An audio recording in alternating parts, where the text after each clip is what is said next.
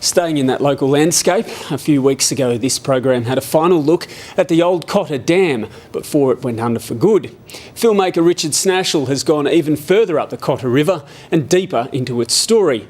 Along with Chief Ranger Brett McNamara, he travelled to the delightfully named Mount Scabby to find the source of Canberra's water supply. It's a place of vital importance to the Canberra story. I thought maybe today we might go up and have a bit of a look at the catchment, in particular the Cotter catchment.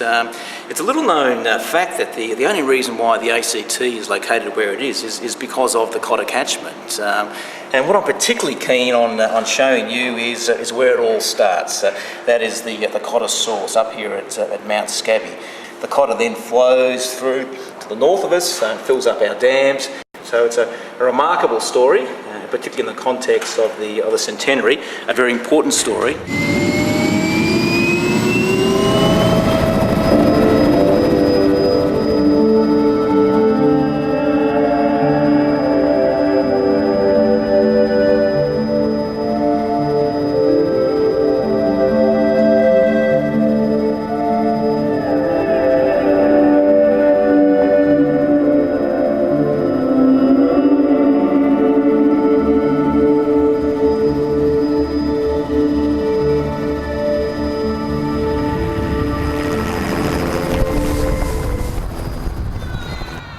We are at the Cotter source. This is where it all starts. The Cotter River basically just emerges from this flat, this sphagnum bog, and makes its way down the Cotter Valley, and importantly provides Canberra and Queanbeyan with well over 80% of our water comes out of this catchment. So what is a water source? I mean, where does it come from? Well, literally, it comes out of the ground. It comes out of a soak, and we'll head down. We'll have a look at the sphagnum bogs down there. But literally, it just emerges out of the soaks, and then, as I say, because of the elevation where we are, it then travels its way down through the valley and into our water supply network. An incredibly important part of the world. Without this, Canberra is not located where it is, and we don't have the nation's capital as we know it today. Here it is, Richard. Crystal clear, isn't it? It's beautiful, isn't it? Yeah. It is. In fact, it's so crystal clear you can easily have a drink.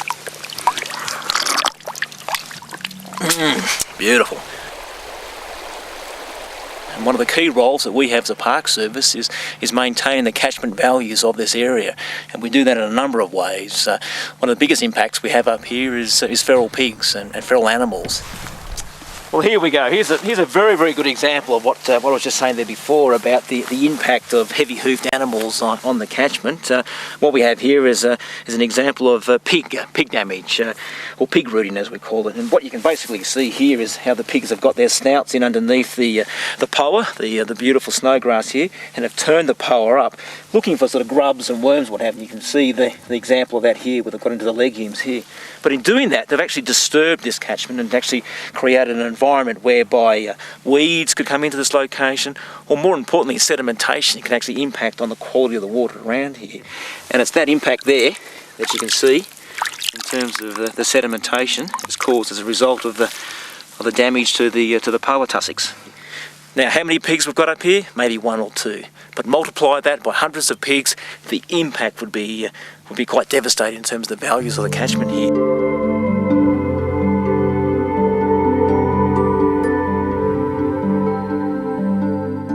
But to a large extent, Richard, what we really do is more about people management. Everything that we do relies on people.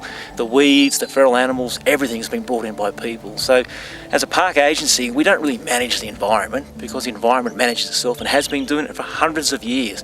What we do really is manage the impact that people have on that landscape.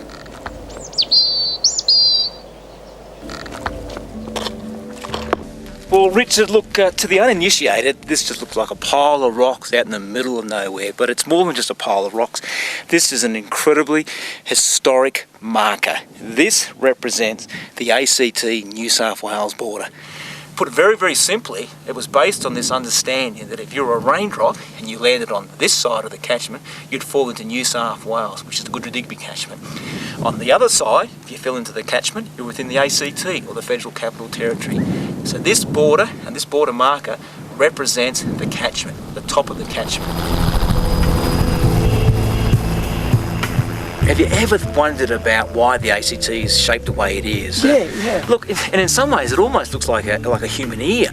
Now, someone many years ago suggested to me that perhaps the only reason why it's shaped that way, that is a human ear, is because of all the politicians that we have here. Politicians come to Canberra and they listen to the nation, and therefore the ACT is shaped like a human ear.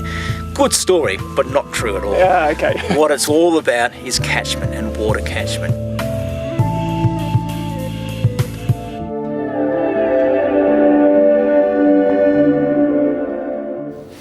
Local documentary maker Richard Snashall produced that story and shared it with us. And next week, an interesting tale about how some